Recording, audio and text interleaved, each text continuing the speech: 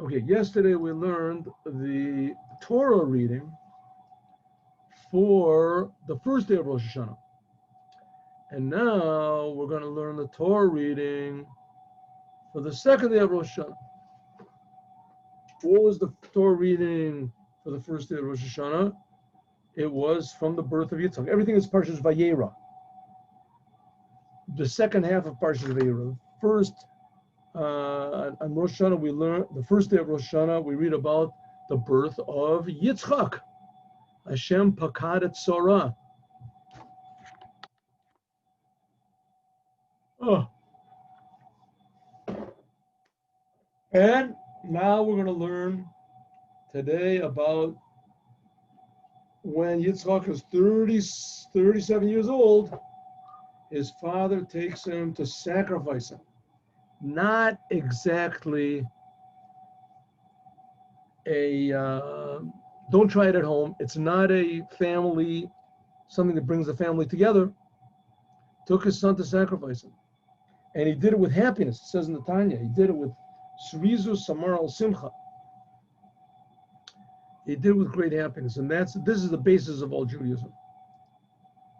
Basis of all Judaism, in other words, not what we receive from Hashem, but what we give to Hashem. That's why it's read on Rosh Hashanah. So let's go. Let's just do it. Parshas Vayera, right? So yesterday we started over here. See, we started over here. Let's see if we get over here. Here. Where is this? Here it is. Hashem pakad et Sarah. This is yesterday's reading, this is the reading of the first day of Rosh Hashanah. Paranoi pakad et Sarah kasher amar vayas adinoi l'Sarah kasher diber patar.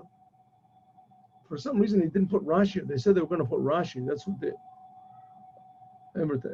So they decided not to. But at least in this part, they do put Rashi, and here we go. So he's born, and everybody's happy, and he makes a big party for him, and it's quite amazing. And Yitzchak grows up. Oh, here we go. There's a box that you have to click that says Show Rashi. It's right below the dates. Well, here it is. Portion. Oh, well, okay. I didn't see that yesterday. One second. Let's see if it's there. Maybe he's right. The man must be right. It advertised it was going to be Rashi. Here we go. See, he's right. Show Rashi. I didn't see that yesterday. Okay, well, we got through it yesterday, right? We got through it. Abram gave birth to Abram sort of gave birth to Yitzchak. Yitzchak grows up, and everything is fine. And now we get a little bit of action over here. And also Sarah, she sees Yishmael mistreating Yitzchak, and God says, get rid of her. And Avram doesn't want to, and God says, listen to what Sarah says. And he gets rid of her, and then Yishmael, remember we learned that yesterday. And Yishmael is almost dying of thirst, and there comes an angel, and he shows a well of water. Okay. There we go. He's right. One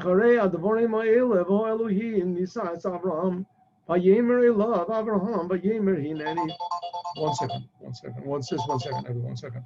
Hello. Okay. It says after these things, God tested Abraham, and he said, Avram, he said, here I am. God said, take your son, your unique son, the one you love, Yitzchak, go to the land of Moriah. It's going to be the place where he ends up making this sacrifice is going to be on the Har HaBayis. Va'aleo sham la'ola, go on one of the mountains that I'm going to show you over there. Avram wakes up early in the morning, saddles his donkey, takes 2 boys with him, Yitzchak his son, chops wood for the sacrifice, and he starts going to the place that God told him about. All right, let's do a little Rashi over here. Bizarre story. This story is the story of Judaism. This is the story, the ultimate story of Judaism, and of course it came before all the other stories from these other religions, these other this. This is it. Here it is, Judaism, and it doesn't show any miracles or anything, except an angel comes and tells him not to kill his son. But Yesh Maraboseinu, some of our rabbis that say, after these words. After what words? You go back, you don't see anybody said anything. Some people say this is talking about after the words of the devil. God made this creation called the devil, really does a good job. We should learn from him. On one hand, he only does what Hashem wants, but he makes his own, he's given total permission to make up his own methods and tricks and strategies. The devil was making trouble, and he was saying every meal that Avram makes, he only sacrifices 1 cow. Avram used to have this inn right in the middle of the desert, and people used to come and he used to give them free food if they just praised God. So he said all the meals that he makes, he only sacrifices one animal. It's enough for the guests. He's doing the whole thing for his son. If I would tell him to sacrifice his son, God said, if I would tell him to sacrifice his son, he wouldn't hold back. In other words, what's going on? The devil is saying, Abraham's no big deal. He's not doing any big deal. He's doing everything, not doing anything for you.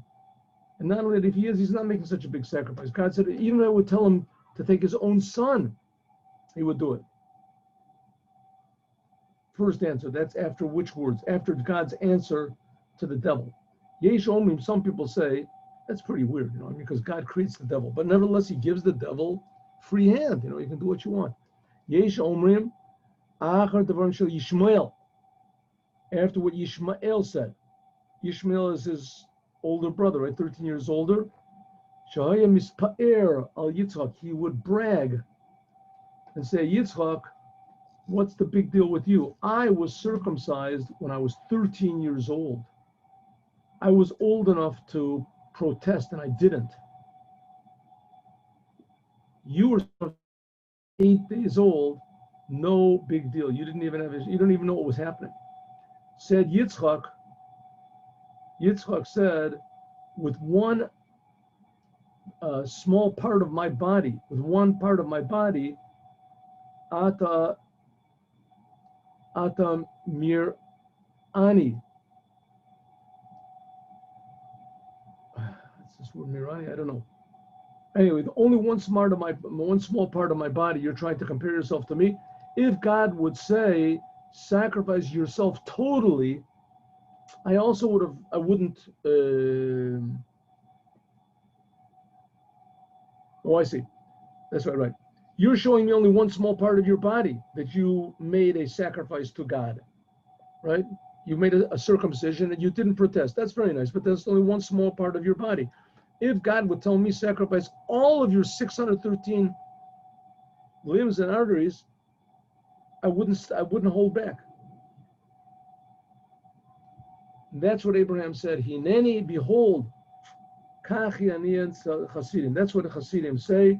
Lashon anava, hu lashon zimun. God said, Abraham didn't say, what do you want? He said, I'm ready. I'm ready. You tell me what to do. I remember once there was. Can you hear me? I'm okay. By the way, I listened to some of the things that were that we're recording, it doesn't come out so good with this. It's a bit fuzzy. The talking is a bit fuzzy. You know what? One second. Let me try this thing again here. Here. Let me try this thing again. Maybe I'll move it closer. I just remembered. I myself am a little bit fuzzy over here today. Here we go.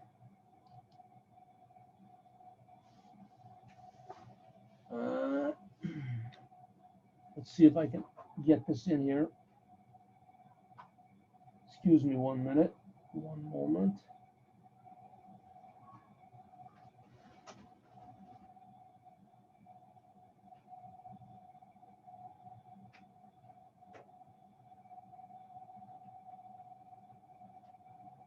All right.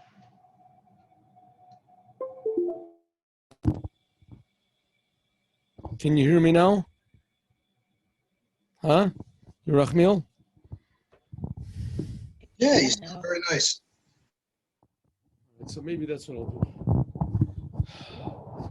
I use this. I think this is a bit clearer. I hope. That sounds so much better. The other microphone, whichever one it was, maybe it was the one. It was camera. It was the camera one. Yeah.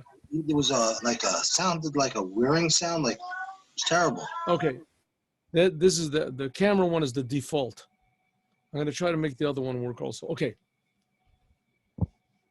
Vayomer kachnos binchas yecherecha asher ahavta es Yitzchak. Take the one that your son, your special one, the one that you love, Yitzchak. What do you have to say all these things? Just say, take Yitzchak. What's it with? So let's see. Rashi, kach na, he says, take please, ein na lashon bakasha. God said to Abraham. Now you have to remember, Yitzchak is 37 years old over here. He's not some sort of a small child. And he also understood almost immediately what was going on. Omer lo bakasha mimcha, I request from you, omed li bezen nision, please stand under this test. I'm going to give you a test. Please don't back down. Shelo yomru rishonim lo yebhem mamish, so that people won't say the first ones had no substance.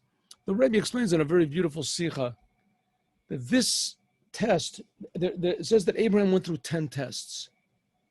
There's different opinions that they vary very slightly. What exactly were the 10 tests of Abraham?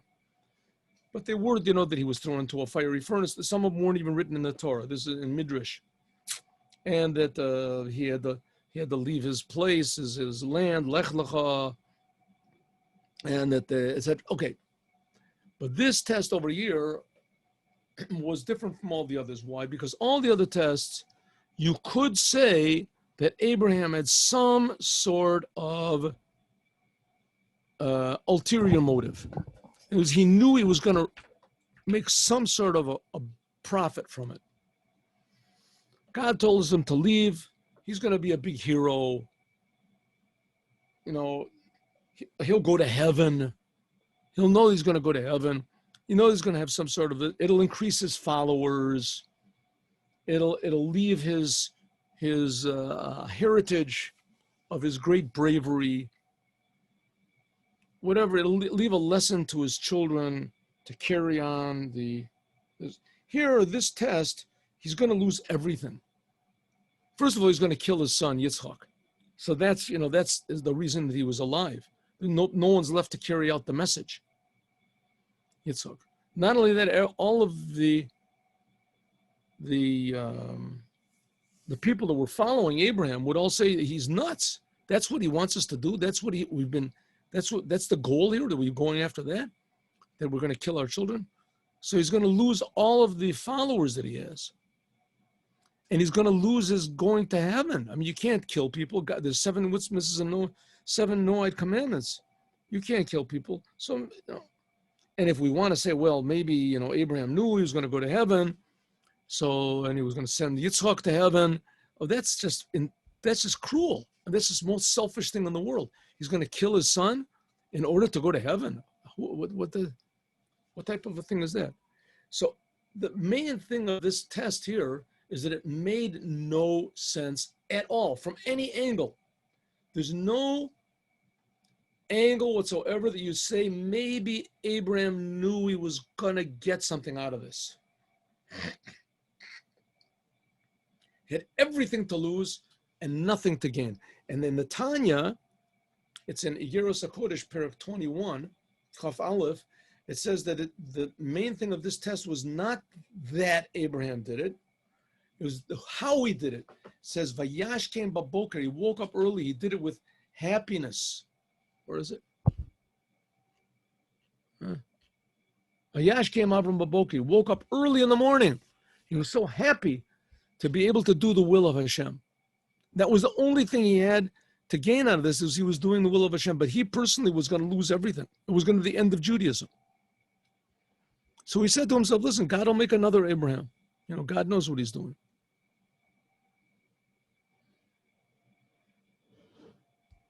Okay, so God says, take him, take your son, please. So that's what he means.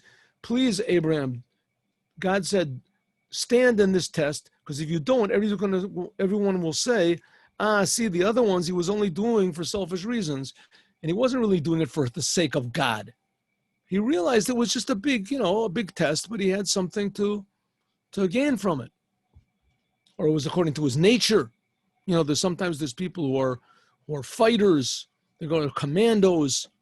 They go into war, and they jump into the middle of a dangerous place to save their friends and to kill the enemy, and things above and beyond the call of duty. But in some way, it's their nature. I mean, they come to be a soldier, and a soldier, his thing is bravery. Abraham, so it's somewhat, I mean, a person goes to be a soldier, so he's, a brave person. But Abraham was a kind person. His whole thing was kindness. And for him to come and kill his son was the opposite of his nature. And that's what God says we'll see in the end. I tell you that you're like him. That's why every day we start our prayers with this amazing story. Take your son at Bincha. Omer lo shnei banim yishli. Abraham said, God, I have two sons, Yitzchak and Yishmael. Omer lo et Yechidcha, your special son. Abraham said, Yechid le'imo, v'zeh Yechid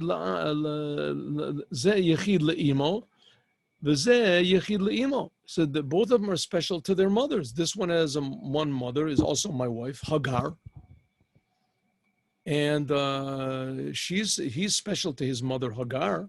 She's my wife also. And this one is special to Sarah, Yitzchak. Omer lo et ahavta, the one you love.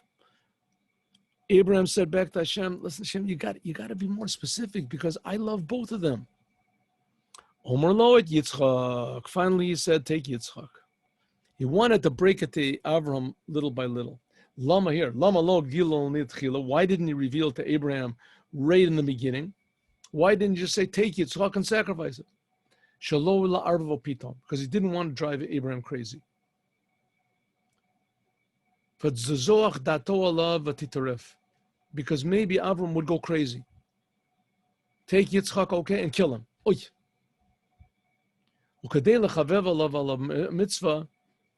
In order to, and there's another reason why, in order that this mitzvah that he did of taking him to sacrifice him, to make the mitzvah dear to him and to give him reward on each and every one. Not only did he take Yitzchak, he also took his son, his unique one, the one that he loves. So he got a reward for all that. Eretz HaMoriah. Where is this land of Moriah? The land of Moriah is Jerusalem. Kein divrei yamim livnos et Beit Hashem b'Yisrael b'Yerushalayim b'Har HaMoriah, the mountain of Moriah. So this was like about 3,700 years ago, right? Avram lived something, about 400 years before the Torah was given. The Torah was given 3,300 years ago. But Rabboseinu Pirsho al Shem Shemisham Hora Yotzei Yisrael. They call it Moriah because it's teaching Torah. Morah means a teacher. Har HaMoriah is Jerusalem. That's where the Sanhedrin was. But Onkelos says Hashem avodas hakatoras because of Moriah, because of the incense. There's more. Is one of the incense. Nerd of Shara Basamim. It was burned in the Holy Temple in Jerusalem. Valeo, and God said, sacrifice him. God didn't say kill him. God, in fact, didn't want to kill him, just to bring him up on the mountain for a sacrifice. And as soon as he brought him up, God was going to tell him to take him down. Of course, Abraham did not know this at the time. So it said, God said to Abraham, take him over to Jerusalem and sacrifice him on one of the mountains. Al Achad HaHarim, on one of the mountains that I show you. It says, Kodesh Baruch Hu, Metahet Tzadikim, V'achar kach megalelem. First of all, God confuses the tzaddikim, and then afterwards he reveals himself to him. All of this is only in order to increase their reward of the Jewish people. And similarly, it says, Al Eretz Asher Areka, and then it says, Biyona, it says, V'kara Elav et Kriya. In other words, all these cases, God is first general, not clear, and then he's clear to the tzaddikim. Vayashkem Avram Baboker, Avram woke up early in the morning, and he saddled his donkey, and he took his 2 boys with him, and Yitzchak, he cut wood for the offering, and they went to the place where God showed him. Avram Vayashkem Avram. You have to realize Abraham is 137 years old over here. He woke up in the morning, it says, Nizdarez the mitzvahs. He woke up as soon as possible. Some people say Vayashkem, it shows that he went to sleep before. Okay. In other words, he knew that it would be okay. Vayachavosh, I mean, he didn't know how it was going to be okay, but he knew it was going to be okay. I mean, first he was supposed to go and kill his son. Vayachavosh, he saddled up his donkey, he himself, and he didn't say anyone. Why? The love wrecks up normal thinking. He loved God so much that this destroyed his normal way of thinking. He himself saddled up his donkey. He took his 2 boys with him, Yishmael and Eliezer. She'ein adam chashuv, a person, an important person, cannot go to the journey unless he has 2 people to accompany him. That if one of them has to go to the bathroom, nevertheless the other one will go far away and one will stay with him. He chopped wood. Salach, it says, V'tzalach Yarden, Bikua, cracked wood. Bayom Ashlishi, on the 3rd day, Vayisa Avraham Esenav, Vayar Esamakom Erachok. He opened up his eyes and he saw the place far away. Yom Ashlishi, why so long? So that people will say, God just sort of confused him and he made him crazy and then he just killed him. And if he would have taken him time to think about it, then Abraham wouldn't have done it. So therefore God said 3 days. Abraham had a lot of time to think. And nevertheless, Vayaras Amakom Ra Anan Kashur Alahar. He saw a cloud on this one mountain. Vayomer Avram el Hanara. Avram said to his boys, Shvu lechem po'im hachamor v'ani v'nar nilcha ad ko v'nishtachavem v'neshuv aleichem ad ko kolomar derech muat lamakom asher lefanenu. It's a very short way. I mean, they've already been walking for 3 days. So now here we have a way which is nowhere near as long as what they've walked. And the Midrash says, Heichan hu masha omer amakom ko yeh zaracha. This is the Midrash. He showed him where Heichan hu ma she'omer li amakom. I'll show you where God said to me, Ko yeh zarecha, so will be your seed. God took him out, remember? And he showed him the stars in the sky, and he said, this is what's going to be your seed. Now, this place where he's going to show him is also the same place where it says that Abraham sacrificed, and Noach sacrificed his sacrifices. It's the place where Abraham was created from, where Adam was created from. The Neshuva, Abraham said to his boys, wait here and I'll come back. It says, Rashi, it was a prophecy that both of them would come back. The Neshuva, we will come back. It wasn't just wishful thinking. Avram took the wood of the sacrifice. He put it on Yitzchak. He took in his hand the fire and the ma'achelis, the knife. We'll see if that's what it means. Unusual word, ma'achelis. And they both went together. Ma'achelis is the knife. Hashem she'ochlim is a basar because it devours the animals. Come on the tema, like you say, v'charbi tochal basar. We'll get to this in Hazino.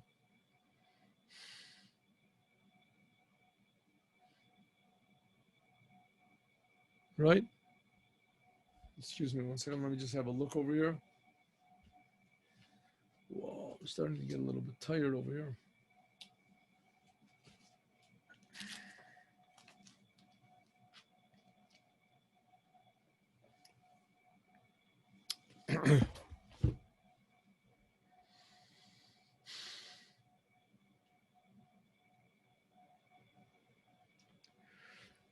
Another word, why is this knife called a ma'achelis? Al Shem She Yisrael Ochlim Matan Schor, because the Jewish people, we today are benefiting from the reward that Abraham took this knife and he was ready to sacrifice his own son. And they both went together, Avram, that he knew he was going to slaughter his son. He was going with great joy, just like Yitzchak, who had no idea what was going on. Okay. Now, it's not really clear when exactly Yitzchak figures out what's happening over here. It's not. We'll see in a moment. In any case, if we take the simple meaning, Avram knew what was happening. He knew he was going to sacrifice his son. No one had any idea that an angel was going to stop them. Yitzchak, simple meaning, thought that they were going to go to sacrifice an animal. So they both went together with the same happiness. Happiness. Yitzchak was going because he was happy they were going to, his father was taking him, they were going to make a sacrifice. Vayomer Yitzchak al Avram avi, vayomer avi. Yitzchak said to Avram, his father, Vayomer hineni, but here I am. Vayomer hine ha'esh va'etzim. Here's the fire and the wood. Where is the sheep? And Avram said, God will show us the sheep for our sacrifice, my son. This word, my son, is a little bit sort of suspicious over here. We'll see. Kolomar, v'yira v'yivchar et Hashem. God will choose the v'im ein sen. If not, then bani la'ola bani. Then my son, you will be the sacrifice. V'af pisha mevin. Here we go. Yitzchak understood that he was going to be slaughtered, and he was 7 years old, and his father was 137. He could have easily said, Dad, I'm sorry, but looks like old age has gotten to you. Nevertheless, they went with a whole heart.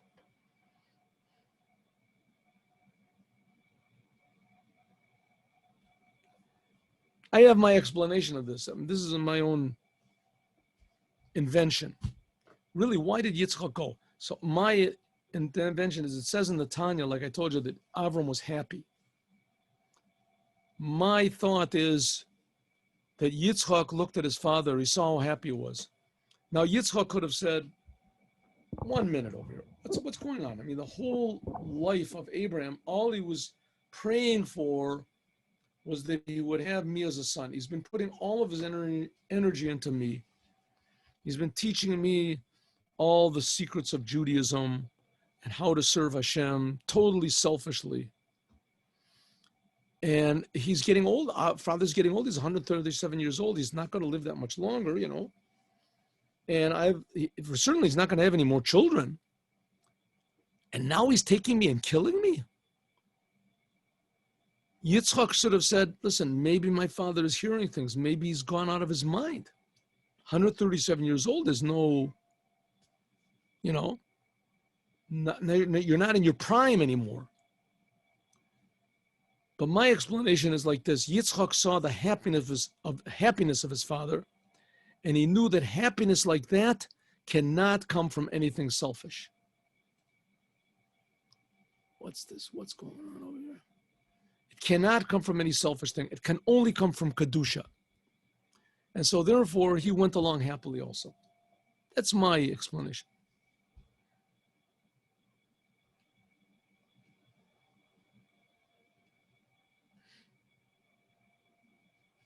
Okay. They went to the place. And he bound up Yitzchak. That's the Akedah. He tied up Yitzchak. What did he have to tie him up for? He went free will. He knew he was going to be sacrificed. What did he mean he tied him up? Listen to this. He put him on the Mizbech, on the wood. What's he going to do? Slaughter him and light the fire and burn him up. Strange, huh? It says, how did he bind him? He bound his hands and his feet behind him. In other words, he said, okay, lay down here, put your feet, bend your knees, put your hands behind your back, and then he tied up his arms, his hands, and his feet. Hayadayim baraglayim biyachad, together. That's called an akedah. And that's the lashon akudim. Shekarsuleam lavanim, so that their knees would get white because they were pulled back. Makom she'akudim oto bo haya nikar. The place where you tied them was recognized. Okay, we're just going to do a little bit more, and then we're going to continue. We'll continue tomorrow. Vayishlach Avram es yodo. Avram put forth his hand. He took the knife. Lishchoret bano, to sacrifice his son, to kill his son. Vayikra elav malach Adonai mina shamayim vayemer Avraham vayomer hineni. There called to him an angel of God from heaven and said, Avram. He said, here I am. Avram Lashon Chiva, 2 times, dear Lashon, Shekofel et Shemo. Vayomer al tishlach yadcha al anar. Don't put your hand on him, but al taslam umma. Don't do anything to him. Because now I know that you fear me. Abraham's whole thing was loving God. Now I know that you fear Yireh Elokim ata. V'lo chasachta, you did not withheld your son, your unique one, from me. And this we're going to continue tomorrow, God willing. All right, let's